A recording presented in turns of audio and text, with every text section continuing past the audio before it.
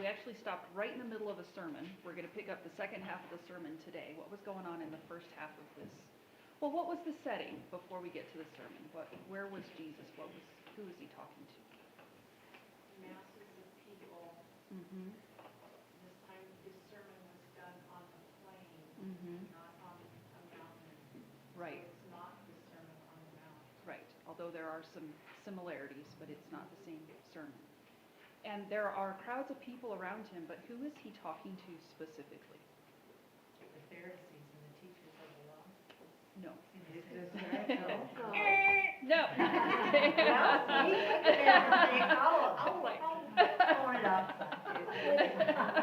When it started, he prayed all night to God. Why? Why? Wanted to do it right. Yes. There's something going on. Why was he praying? Oh, they're enemies. His disciples, because he was choosing his disciples, right? And then when he comes down to preach this sermon, okay, there you go. You're forgiven. Okay. He's specifically addressing his disciples. So in this sermon on the plain, there are all these crowds of people around, but remember it said specifically he turns to his disciples, and so all those things he's saying to them in the Beatitudes and in the woes, he's addressing particularly the people who want to follow him. They either are disciples who've been called, or they're people who are would-be disciples. I mean, maybe they're just coming because they think Jesus is interesting, and maybe they're considering following him. Well, they might reconsider that by the time the sermon is over, which I think is part of what Jesus is doing in this sermon, is saying to all the would-be disciples, are you sure? Like, do you know what the cost is going to be if you become a disciple? And Jesus is laying that out. Okay, so that was the setting. What do you remember from the sermon last week, from the things he said?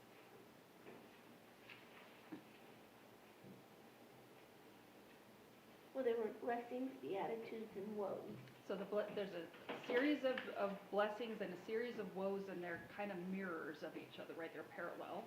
Okay, what kinds of things did he say in the blessings Well, and the woes? you had a really big word that I had to look up. Oh, sorry. Antithetical Oh. parallelism, which means I think I was probably quoting somebody else when I used that word. I was like, oh. Yes. Contrasting ideas or phrases. is what Right. that means. Uh-huh. So what kinds of things did he mention in the blessings?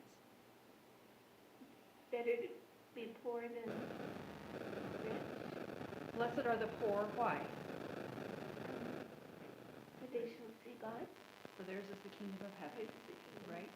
So the idea being, you don't have to hold on to the things of this life. You don't have to have excess. You don't have to have all the stuff the world says is important in this life. Why not? Because of, Nothing really matters except our relationship with Jesus Christ. that's right. Everything that you need, you're going to get in the kingdom, if not in this life, in the next one. And that means you have the freedom to not have to hold on to stuff here. And so all those beatitudes about blessed are the poor, blessed are the hungry, blessed are those who mourn, blessed are those who are insulted and persecuted and mistreated, all of that to say, what the world values here, you can let go of that, and you can serve Jesus and seek the kingdom instead, which means pursuing the character of Jesus in just the things of everyday life. Is that going to cost you? Yeah, it is. It is going to cost you. I mean, coming to Jesus is free, but following him as a disciple is costly. So if you're tempted to say, well, I don't like the cost, I don't want to do that, Jesus starts with these beatitudes and woes in order to say, if you're tempted to hang on to the stuff of the world, it's not going to be worth it. Why not? Why is it not worth it to pursue happiness here and wealth here and reputation here? In all It's cases. eternity in the afterworld on the other side. That's right. If you pursue it here, whatever you get here is all you get. That's all you get. That's it. But if you're willing to put that stuff to the side in order to pursue Christ and his kingdom, then everything that you get from God instead of the world, and it's going to be blessings that are way bigger than anything the world can give you. It will be worth it. Whatever you lose for the sake of the kingdom here will be worth it, because God is the one who repays. Okay, anything else you want to mention from last week?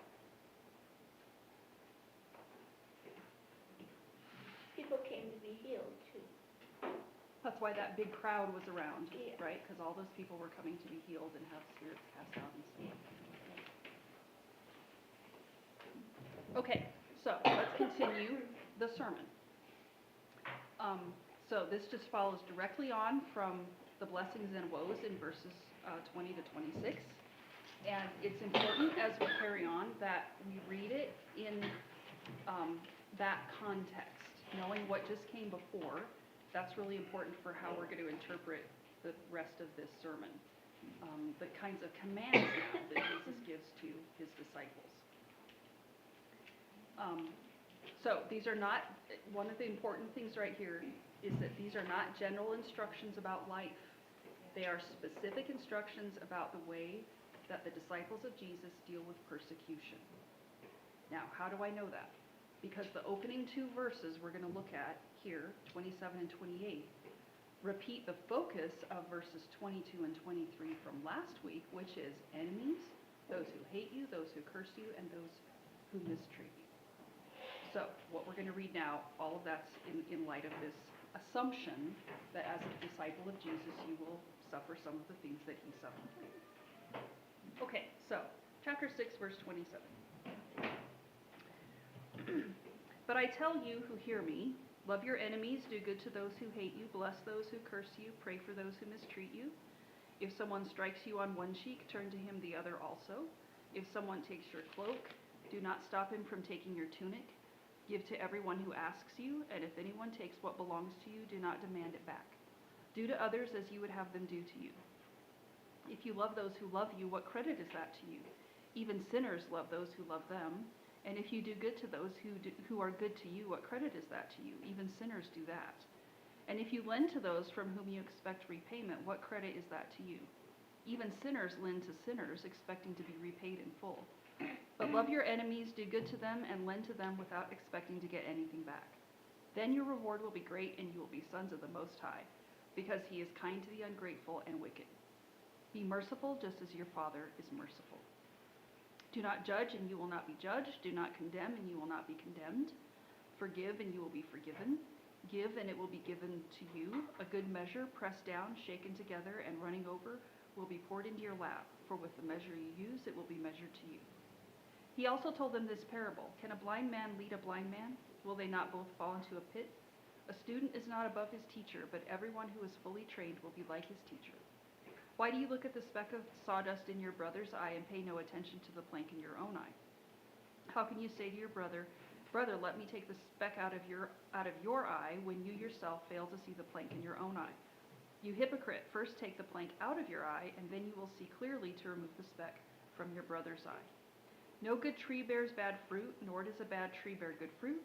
Each tree is recognized by its own fruit. People do not pick figs from thorn bushes or grapes from briars. The good man brings good things out of the good stored up in his heart, and the evil man brings evil things out of the evil stored up in his heart. For out of the overflow of his heart his mouth speaks. Why do you call me Lord, Lord, and do not do what I say? I will show you what he is like who comes to me and hears my words and puts them into practice. He is like a man building a house who dug down deep and laid the foundation on rock. When a flood came, the torrent struck that house, but could not shake it because it was well built. But the one who hears my words and does not put them into practice is like a man who built a house on the ground without a foundation. The moment the torrent struck that house, it collapsed and its destruction was complete. Okay, now, thinking about the context of persecution. If you suffer for being a believer, I think the natural tendency can be to either downplay Jesus and blend in with the world so they leave you alone, or to retaliate against people who make your life difficult. And in the verses that we're going to look at now, Jesus is actually going to lay out his own response to suffering in this whole series of commands about how we face the difficulties that come with identifying with him and his kingdom. So as we work through these commands, if you want to know how these things look in practice, start by thinking about Jesus and how he responded to his enemies. Because that's what he's describing right here, is the way that he deals with his enemies, and he calls his disciples to do the same. Okay, now, Following the blessings and woes, what does Jesus say in 27 and 28?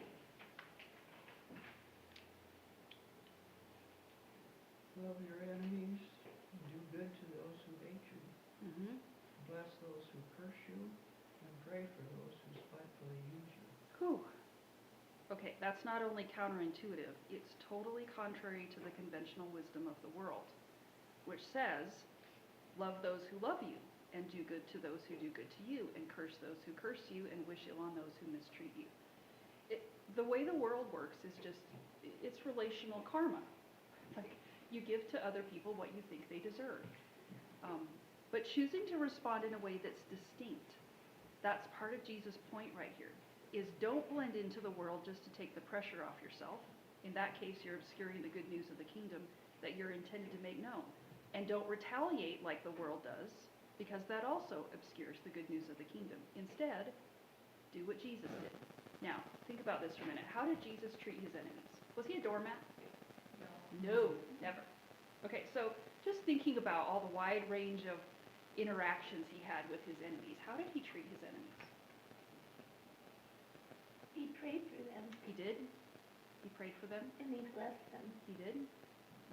He spoke the truth to them. He did. And sometimes it was very confrontational. He turned the other cheek around. He did. And called out injustice too, right? I mean, Jesus did not, he did not soft pedal things that he knew would stir up controversy, right? He just walked right into the middle of conflict and was willing to engage people, sometimes with very strong language, to call out hypocrisy and sin. You see him engage his enemies in a very straightforward way, no problem doing that. But he didn't curse them, did he? He didn't mistreat them. He didn't retaliate against them. He turned the other cheek. He prayed for them. In fact, when he goes to the cross, do you remember what he says about his enemies on the cross? So right there, he's asking the Father to forgive the people who were executing him. So Jesus was not wishy-washy. He was not a milksop, and nobody walked all over him. And yet, he did not give his enemies what they deserved. Those are redemptive reversals that reveal something, I think, that's profound about the character of God. He chose to let judgment and vengeance be looked after by the Father. The day is coming when Jesus is going to bring judgment, but in his time of ministry, he basically he warned people about it, but then he put that to the side and said, that's the work of later. I entrust that to the Father. And so he spends his ministry time extending forgiveness and peace to people, warning them about what's coming, calling them to repentance, but not retaliating against the people who wrong him. And in this sermon, he's calling his followers to do the same, to embrace that upside-down, inside-out nature of God's kingdom in the way that we live, and to reflect his character precisely in order to make him known to the world. I heard somebody say one time, as a believer, you should live in a way that to the outside doesn't make sense if people don't know who Jesus is. Like, if you know who Jesus is, your life will make total sense. But if you don't know who Jesus is, your life as a disciple should really make the world go, wait, what? Because that's how Jesus responded to his enemies, and it got people's attention. Okay, now, there's kind of the base commands are in verses 27 and 28. Now he's going to take those commands and he's going to work out some concrete application. So what's the application he adds in 29 to 31?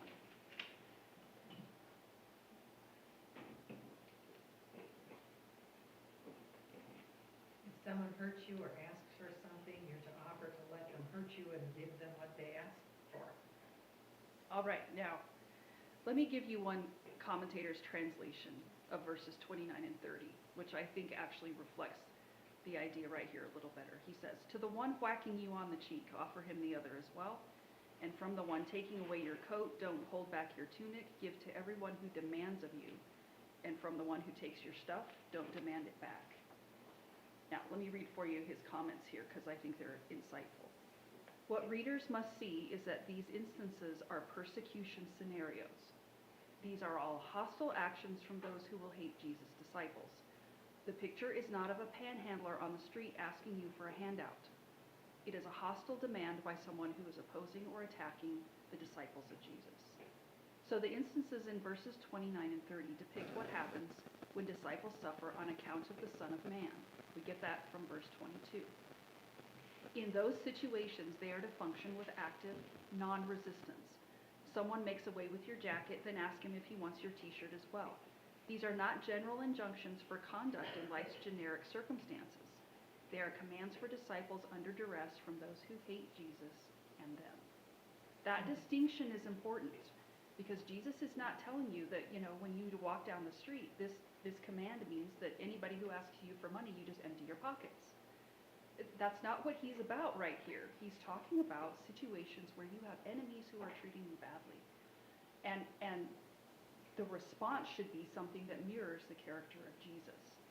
And the summary command of all of that is then in verse 31. What does he say in 31? Do unto others as you would have them do unto you. That's right. Or in Old Testament terminology, love your neighbor as yourself.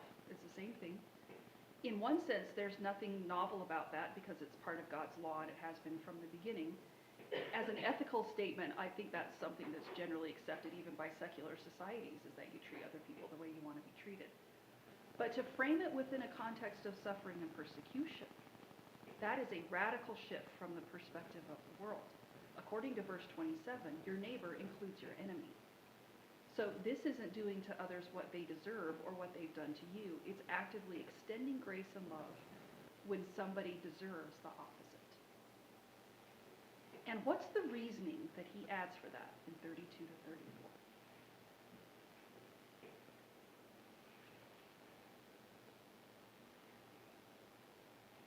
Even sinners love those who love him. Mm-hmm. It's a more impactful witness when we treat kindly those who have mistreated us. Right. If you do good to those who do good to you, everybody does that. If you only lend to people who you know will repay you, what's unusual about that? Nothing. That's what everybody does. Reciprocal relationships are the typical way the world works. And so the followers of Jesus are called to something different than just reciprocal relationships. So in verses 32 to 34, Jesus essentially says, he's not calling us to a conventional ethic, but to an exceptional one. Yet, what's so great about treating somebody well who's treated you well? Every pagan Tom, Dick, and Harry does that. That's how it works. There's nothing different or distinctive about that. But blessing those who curse you and praying for those who abuse you, that's not more of the same old thing. That's surprising and uncommon because that's the response of Jesus.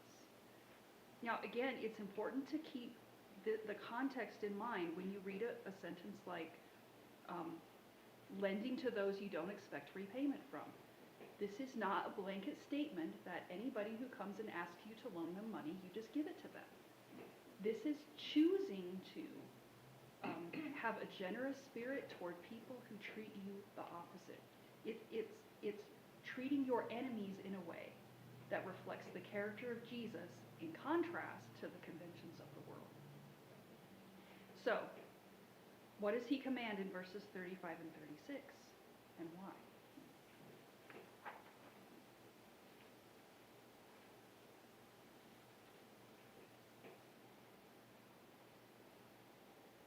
If you do these things, your reward will be great and you will be children of the Most High. Mm-hmm. So, love your enemies, do good to them, and lend to them without expecting to get anything back. Now, conventional morality does good based on what a person expects to get back from it. That might be repayment or gratitude or commendation or self-satisfaction or whatever. And it's easy to do that when it doesn't really cost you anything substantial, when the other person doesn't have the power to make life difficult for you. But right here, Jesus specifies that he's talking about doing good to your enemies, to the very people who make life difficult, with no expectation that they will reciprocate. Now, why in the world would anybody embrace that kind of life? That sounds crazy. Why would Jesus? Well, he tells us right here. If you're willing to forego repayment in this life, does that mean you're out? Does that mean like no repayment ever? No. Who's going to repay you? God, right? So the idea is you have a debt that somebody, your enemy, owes you over here. And Jesus says, if you're willing to let go of this little debt that person owes to you over here, you will get repaid. Not by them, but by God. And how much more will God repay you? Will he give you the little dinky stuff you lost over here? Running over. Huge, right? The repayment you get from God is going to be so much bigger than whatever it is that you choose to forego over here. There's this promise that there's no repayment you could forgive, no debt you could forgive over here that God will not make up for in spades. So ultimately, you're not losing anything. You are in the short term, but in the long term, you're not losing, you're gaining. If you're trusting God to make it right, and he will. So loving your enemies demonstrates, well, let me ask you this. He says right here, you will get a greater repayment in the next life, the reward that comes from your heavenly Father, and you will be children of the Most High. What does that mean? Does loving your enemies earn you a place in God's family? No. Okay, so what's he getting at right there? Loving our enemies is, I would think, probably one of the most challenging human traits. Mm-hmm. And Jesus exemplifies that for us perfectly. Yes. And as we grow closer to Jesus, which is our goal on this earth, Mm-hmm. we would better be able to love our enemies. Yep. Which demonstrates the family you belong to, Yes. right? The idea is you demonstrate who your Father is when you choose to act in a way that resembles the character of Jesus rather than the character of the world. I used this illustration a while ago, but I'll use it again. I had this a colleague who used to work at one of the schools in Riverton, and I had this colleague who was sending her kids off. Well, she'd send her kids off for a birthday party. They were in elementary school. And it was the first time that she was sending them to some kind of social function where she wasn't going to be there. And so before she sent them off, she gave them the what for, right? So she sat them down, told them, what their manners needed to look like and all the stuff they should do and say or not. And one of the things she said to them was, and when you talk to your friend's parents, you call them Mr. and Mrs. So-and-so. And her son was like, wait, why do we have to do that? Our friends all call, their parents, our parents by their first names. Like, why do we have to call them Mr. and Mrs.? And my colleague said, she said, I don't care what your friends do and what their families do. You are a Robinson. And when you leave this house, you act like a Robinson. And this is what the Robinsons do.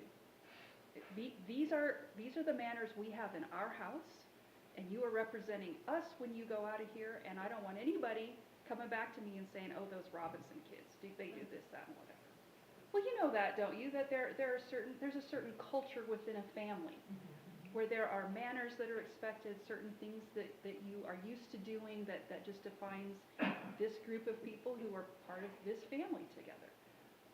It's the same kind of thing going on with us when we come into union with Christ. We are brought into a family where we have a heavenly Father, and what Jesus says is, okay, this family now, we function a certain way. And when you do the things that Jesus does in the way that you treat your enemies, you demonstrate who your Father is. Okay, if your Father's not the heavenly Father, who is your Father? The devil. It's one or the other. There's no neutral ground right here. And so when your character resembles that of Jesus, it makes it clear you're a child of the Most High God. It doesn't bring you into his family, but it shows whose family you belong to. Your Father's not Satan. Your Father is God in heaven. And that's what Jesus himself is doing, because after all, what is the Most High like? What does Jesus say right here? To who? He's kind. He is kind to the ungrateful and the wicked. That was us, wasn't it? I mean, weren't we the ungrateful and the wicked? And God was kind to us. We were his enemies and he did good to us. And so now as part of his family, we embrace the kind of life that Jesus demonstrates, because in that way we make our God known to the world. In loving our enemies, it's like we become a living sermon about what God did for us, how he loved us. And Jesus adds in verse 36, we should be merciful just as our Father is merciful. And in the context, I think he's still talking about the way we treat our enemies. Is Jesus himself not doing this very thing with his enemies? And in the same way, his disciples' behavior under the pressure of persecution should be different so that it gets the world's attention. His people should act the way other people don't. They should be marked with a love that makes the pagans go around scratching their heads. That's how Jesus was, and he calls his disciples to the same thing. Now, none of that is easy. I mean, it might lead you to despair of doing that when, it's going to be costly. But faith knows there are more factors in the Christian moral equation than just us and other people. God is in that equation too. And he's the one who promises us whatever we lose, it'll be worth it, because he's the one who will ultimately repay us. That makes a difference for us as it did for Jesus, and that's, I think, why the Beatitudes, it's why Jesus front-loaded this whole sermon with that list of blessings, to tell you before you ever get to this command, whatever it costs you, it'll be worth it. And then he gets to the commands and you think, oh man, if you really do that. Whew, it's hard to do that and not think about your own security and your own safety and trying to take care of yourself. And here's Jesus saying, trust God to take care of you and live in a way that reflects the character of Jesus himself.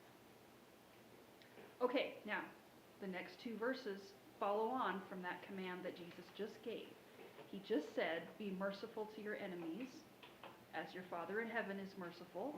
Now what does he command in 37 and 38, and why? Do not judge, or you will be judged. He says, do not judge, and you will not be judged. What else? Do not condemn, and you will not be condemned. Mm-hmm. Forgive, and you will be forgiven. Yep. Keep going. Given it will be given unto you. Mm-hmm. A good measure, pressed down, shaken together, and running over will be poured into your lap. Mm-hmm. For with the measure you use, it will be measured to you. Yes. Okay, now in the context, Jesus is saying withhold judgment and condemnation. That doesn't mean that believers are to withhold judgment or condemnation in regard to sin. It doesn't mean that they are to forego justice or discipline. He's not talking about going to court over a legal issue. He's not talking about discipline in the church. He's not talking about confronting somebody else about their sin. All of that's a completely different context. He's talking about the way you treat your enemies. And Scripture has plenty of, to say about all that other stuff elsewhere. But it means, right here, if you're treated badly, don't reciprocate with what you think the other person deserves. So this is the other side of the coin in regards to repayment. That is, not only do Jesus' followers not demand what their enemies owe, but they also withhold what their enemies deserve. And that too reflects the character of God, who chose to forgive us when we were still his enemies, not because it's what we deserved, but because he is merciful. And if Jesus' disciples withhold judgment and condemnation and instead choose to forgive, he says they themselves will find forgiveness from God rather than judgment and condemnation. That doesn't mean that you earn God's favor by keeping these commands, as if he withholds forgiveness from you until you forgive everybody else, or that he condemns you if you struggle to forgive. It's that you demonstrate your relationship to him, that God is your Father, when you're willing to leave judgment and condemnation to him and to choose to forgive other people for his sake. I mean, again, consider that Jesus himself treated his opponents that way. He confronted sin and injustice. He provoked people with the truth. He warned them of the judgment that's coming. He did all of that, but he left vengeance and vindication to the Father. choosing to forgive even those who executed him. And when his people do the same, they become a vivid picture of gospel forgiveness, making Jesus known by doing the opposite of what the world does. And as before, that might be costly, but Jesus says the ultimate repayment comes from God. And it's not just reciprocal blessing. It's an overabundance of blessing that overflows from his generosity. That's important, because I think you can get not very far into these commands and start to feel this is really risky. like it's costly and it's risky, and maybe it won't be worth it. But what Jesus adds in 38 is really important. Give and you'll be given, it'll be given to you by God. Or another way to put it, be generous to your enemies because you can trust God to make it up in his generosity to you. You might never get what you lose by canceling this debt or not requiring this from this person. You might not get that back in this lifetime, but God will repay you in spades. And how generous will he be? It's so funny that Jesus says, with the measure you use, it will be measured to you. Because that's reciprocal blessing. But what he actually describes next is not reciprocal.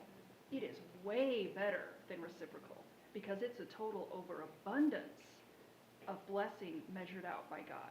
So think about this image he uses. This image of taking a measure of grain. Why do you think he talks about pressing it down and shaking it out? More fits in. More fits in. That's right. That's right. So think about if you take, if you have a cup and you want to measure rice or, something with kernels in it, right? You can scoop it up and then you sort of shake it to get rid of the air, and then you press it down, and then you put some more in, and you keep pressing it and shaking it in order to get as much as possible into it. That's the image that he's using. So, you've got a bowl or something, and you're measuring this grain into it, and it's like God just keeps shaking out the air and pressing it down and shaking it out and pressing it down until it gets full to the top, and then he stops. No. Running, no. And then he just keeps pouring it on, right? He just pours it on so that it flows over the measuring cup or whatever into your lap. You get so much. The image is not that you just get a little bit of extra that you can fit in your pocket. The image is that somebody's got, a shawl or something laid across their lap. You've got this measuring bowl, and God's just pouring it in, and he just keeps pouring and pouring and pouring until it just fills your lap. There's just so much of it. Again, Jesus is saying it might feel like it's too costly to do what he's asking you to over here. But you can't imagine the abundance of blessings that God will pour out on you that will make this seem like nothing.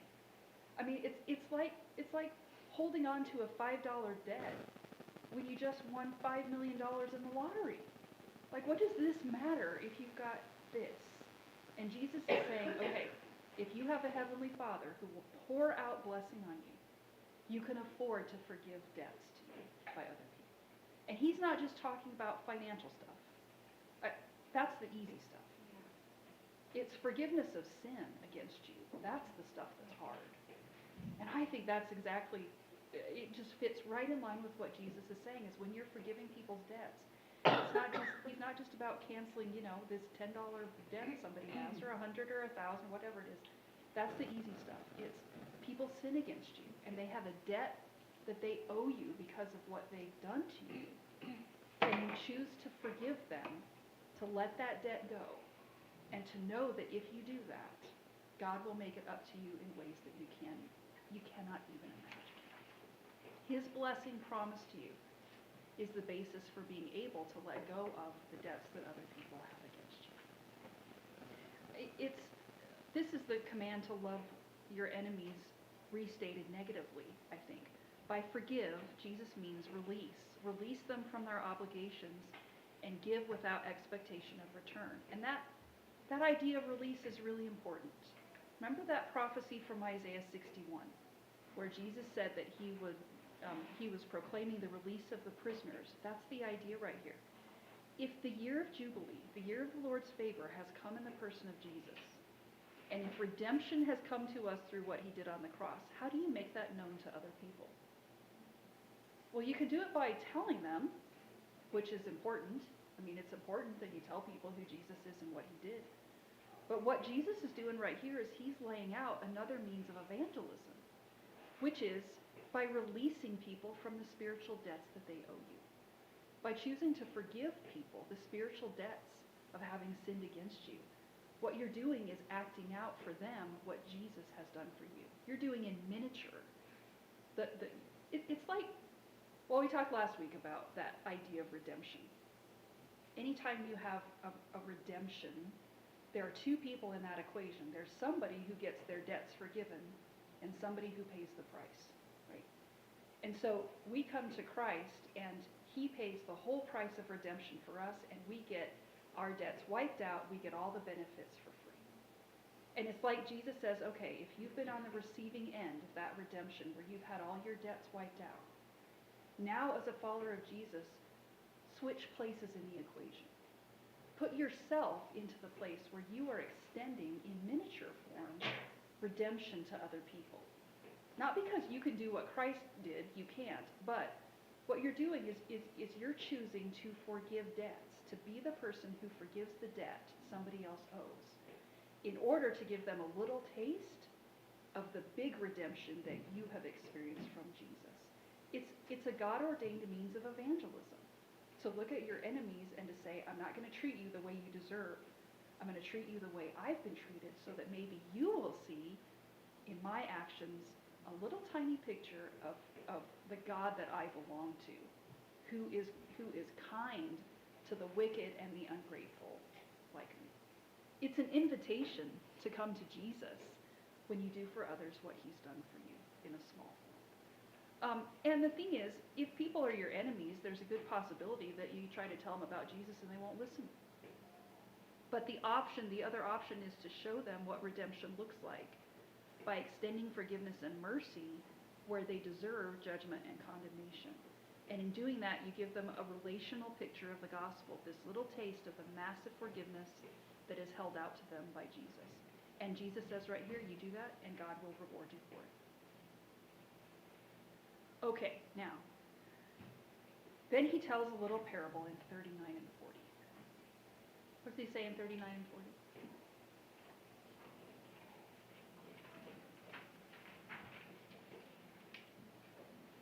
Can the blind lead the blind? Will they not both fall into the ditch? Yes. And then what does he add to that in 40? The disciple is not above his teacher, but everyone who is perfectly trained will be like his teacher. Yes. Okay, so here's Jesus. He's continuing his instructions to his disciples and the would-be disciples in the crowd. But right here, he breaks from that theme of persecution to challenge the listeners with these parables about what they're hearing. He starts by saying, can the blind lead the blind? I mean, obviously no. The answer is of course not, unless you both want to end up in a pit. Now, what's Jesus getting at right here? I think he's telling the listeners to consider who they're following and why. Now, why would he insert that right here? Well, because the teaching up to this point has been really difficult, hasn't it? I mean, when you hear all that stuff about loving your enemies, isn't there part of you that's like, I don't know if I can do that? like Jesus is saying some really hard stuff right here. And I think this is the challenge from Jesus, that if you're tempted to look elsewhere for something easier or more comfortable, where are you going to go? I mean, apart from Jesus, all the other teachers are blind, aren't they? So you can look at the teaching of Jesus and think, that's too hard, I'm going to find something else. And the warning from Jesus is, but everybody else is blind and they're going to lead you into a pit. If Jesus says something you don't like, do you switch teachers? Well, this came up with Jesus and the disciples in the Gospel of John. You know, there's that passage in John 6 where Jesus keeps saying, unless you eat my flesh and drink my blood, you can have no part of me. And everyone's like, and he just keeps saying it. Like he just keeps repeating it. Even when I read that passage, I'm like, stop saying that. It's just, and he keeps saying it until people leave. Like all these people are leaving because they don't like what he's saying. And then he turns to his disciples and he says, you too? Are you going to walk away too? Do you remember what Peter says? Where are we going to go? You're the one who has the words of eternal life. What a great thing that Peter says that right there. He doesn't say, oh, we're not offended. I think they were offended too, and yet they know, where are we going to go? from here because we know enough of who he is to know he's telling us the truth. So, in our search for insight and understanding, we shouldn't look to someone who's blind to give us directions that are more palatable. It's really easy to find somebody who will tell you what you want to hear instead of what it is that Jesus is saying. But Jesus says, look to him even if his teaching is difficult. And if he is our teacher, is the ultimate example of humility and love and mercy and forgiveness in the face of suffering, well then, as students of him, we shouldn't expect to be exempt from those things, should we? As if we're somehow above that, or there's a different standard applied to us than the one of Jesus' own character. Discipleship means becoming like him. If we're going to be students of him as the teacher, then to see his example means this is what we're called to. Now, on that note of blindness, say that you've gained enough insight and understanding to be able to see something wrong in the life of another believer, to actually lead somebody in the right way. We're not talking about enemies now, we're talking about believers, because he's going to mention brothers right here. If you're in that situation, what should you do in 41 and 42? Basically saying make sure your life is in order before you try to put someone else's in order. That's right. He doesn't say, don't tell them what's wrong, right? He doesn't say, withhold any help that might come out of your mouth. No, just keep quiet. That's not what he says. And also, when you offer this correction, do it with humility, not like the religious leaders, right, whose arrogance and hypocrisy made them blind when they were evaluating all the people they labeled as sinners. It's always easier to see other people's blind spots than it is to see our own. We always tend to be more merciful to other people than to ourselves than to other people. But Jesus says, evaluate yourself with honesty and humility before you presume to correct somebody else. The contrast he uses is exaggerated, I think, to make a point. You can see the tiny speck in somebody else's eye, but you fail to see the enormous plank that's in your own, and that plank makes you unable to see clearly. It's not that you don't offer instruction or correction. Address your own sin first in order to be able to see clearly. Don't be a hypocrite who blindly leads other people into a pit because your own sin blocks your vision. Deal with your sin and then help somebody else. So the caution in these four verses, 39, 40, 41, and 42, the caution in those verses is not only to avoid following blind leaders, but also to avoid becoming blind leaders. Hypocrisy is a big one, and Jesus says, deal with that, and then you'll be in a place where you can help lead others. Okay, now on that note about not being hypocrites, then what does Jesus add in 43 to 45?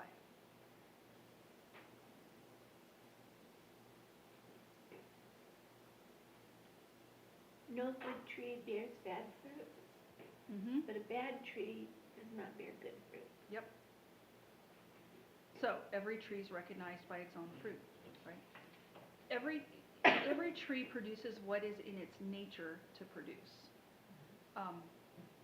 Thorn bushes don't bear figs, briars don't bear grapes, and the same is true of people. Your words and your actions are the product of whatever's in your heart.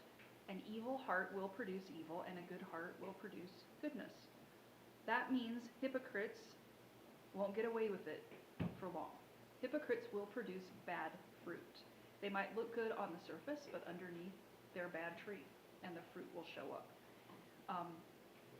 People can only hide their nature for so long. There will come a point where the condition of their heart will come to the surface. Now, of course, a fruit tree can go through seasons when it produces very little fruit or no fruit, but there will never be a season when a plum tree produces sour apples. That will never happen. And if the fruit is consistently bad, the problem isn't the fruit, the problem is the tree. You can't fix that by changing the fruit. It's the tree that has to change. I mean, think about this. If you were to go to Sprouts and buy a plum tree, and you take it home, and you plant it, and then you wait till the next year, and it starts to bud out, and then you get fruit, and it turns out that it produces apples. So you go back to Sprouts, and you say, I have this problem. I bought a plum tree, and it's producing apples instead. What would happen if they bring out a box of plums and say, take these home and tie them onto your tree? Right? The problem isn't the fruit. The problem's the tree. You don't need different fruit, you need a different tree. Because plums automatically come from plum trees. And so the same in our spiritual lives with people. If there's bad fruit, the problem isn't the fruit. The problem is the tree. If the tree changes, if the person changes, the fruit will change. But a person whose heart is headed away from God, it will come out in the fruit that they produce sooner or later. Good fruit is a natural byproduct of a good tree, and good works are the natural byproduct of a changed heart. And that actually leads right into what Jesus says next. So, what does he say in verse 46?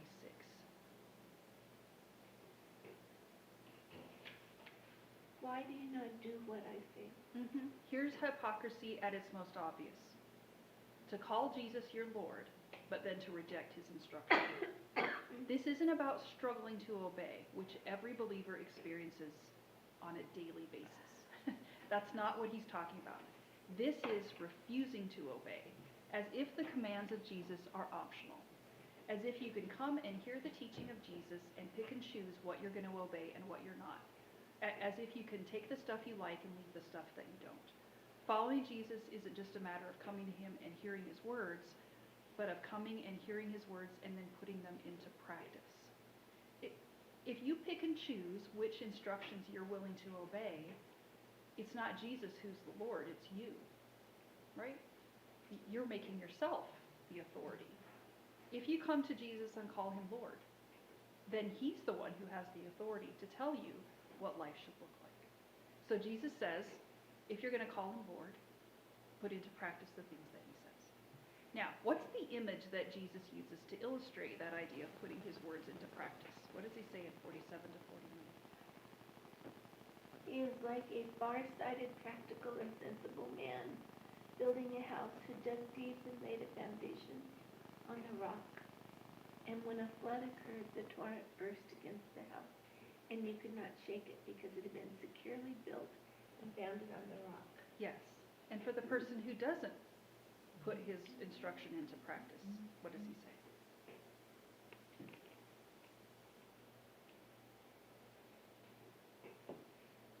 He's like a man who built a house on the ground without a foundation. The moment the torrent struck that house, it collapsed and its destruction was complete. Yeah. This parable is really interesting because I think that after you go through all these instructions by Jesus, and they're hard, aren't they? I mean, you feel the weight of the stuff that Jesus is saying.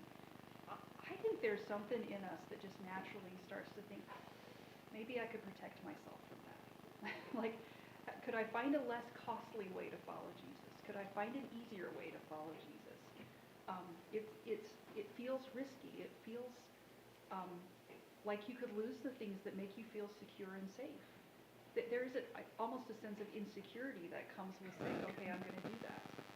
What Jesus says right here is actually it's the other way around. Ultimate security comes not from trying to keep yourself safe, but from entrusting yourself to the commands of God, believing that he is telling you what's good and right and true, and obeying his commands. That's where security and stability are found. If you come to the instructions of Jesus and you decide, well, I'm going to pick and choose the ones that I think will give me the life that I want, or the things that I think are okay, or the one I'm just going to disregard the stuff that I don't like. What Jesus says is actually you're headed for now a life that has no security and no stability because it's not built on the Word of God. Ultimate security comes from trusting him and obeying his word. It's almost like right here, one of the writers I read said, it's a sort of Psalm 1 of the New Testament. So in Psalm 1, David lays out the two ways of life. Basically, here's what it looks like to follow the counsel of the Lord, and here's what it looks like to follow the counsel of the world. And the counsel of the world will lead you to being chaff, judged, blown away with the wind. But following the counsel of the Lord will lead you to becoming like a tree that's planted by streams of water, where you produce fruit in season, and whatever comes, it'll be okay. Jesus is in a certain sense laying out the same kind of thing, saying, okay, here's his counsel. You can go one way or the other, but just know whether destruction comes for you or whether you are safe and secure depends on what you do with the commands of Jesus. And it might feel risky, but the commands of Jesus are really the place where stability and security are found. Because who are you ultimately trusting for your future? God, right? You're trusting the eternal sovereign God for your future. You're not trusting yourself. You're not trusting what the world says. You're trusting God. And if He controls not just this life but the next one, then being willing to obey His commands in this life will not lose you anything that you won't get back in massive blessings in the next. Now, one of the hard parts, I think, is that it's like little children and delayed gratification. Yeah, It says you may not see it in this world. that's right.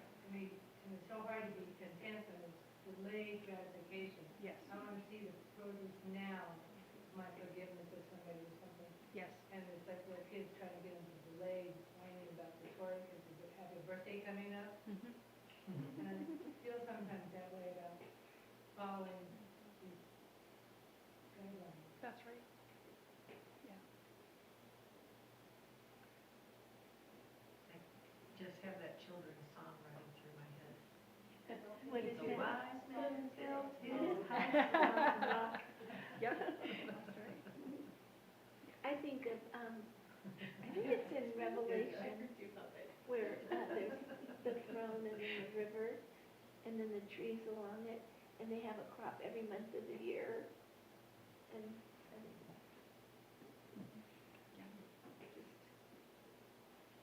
how good it'll be.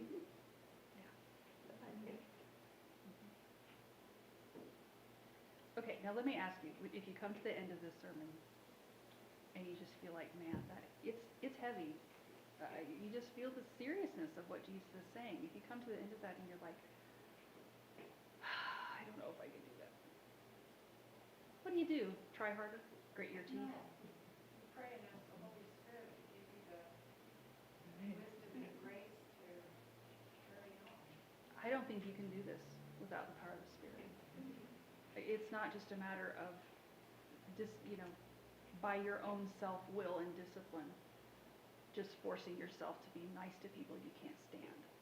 That's not what this is about. It's about the Spirit working in us, the character of Jesus, transforming us from the inside out, so that we want what He wants, and so that we do good to the people that He does good to, so that we make Him known by the way that we treat other people, because we're reflecting in that the way that He's treated us. So yeah, if you struggle with it, the answer is not just to try harder. The answer is go back and pray. Ask God to change you. Ask Him to help you. And it requires wisdom. I mean, I think there's some discernment that's required to know how to treat people and what to say in certain circumstances. Ask Him to help you. Ask Him to change you. Ask Him to work in you a love for people that you otherwise couldn't love. Yeah, it's not something that you can produce in yourself, but Jesus can do it in you. The Spirit can, and I think it's His desire to do that, to recreate in us the character of His Son. All right, do you have comments? Anything you'd like to add?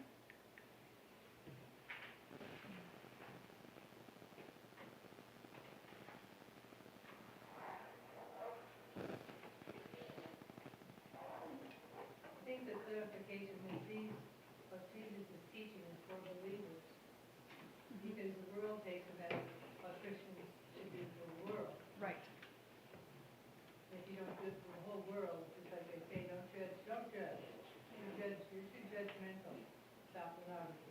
Don't judge, Right. whatever it might be. I think that is such a clarifying statement and picture of what he's talking about, what Christ is teaching. Yes. Because the world certainly uses it against Christians and for their benefit. In order to say, don't call me out on my sin, Right. which is not what Jesus